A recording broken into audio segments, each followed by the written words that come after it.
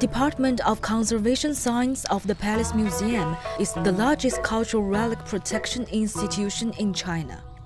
It's responsible for the restoration and research on more than 1.8 million movable cultural relics in the Palace Museum. It's also known as the Palace Museum Cultural Relic Hospital. In the hospital, each collection receives a customized examination.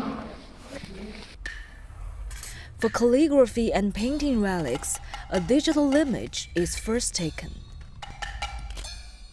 我们有一个透光台，放在一个表面经过半反射处理的玻璃板下面。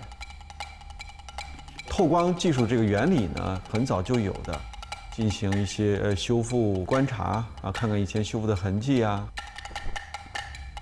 因为是闪光灯技术，它并不会长时间的产生一些辐射效应，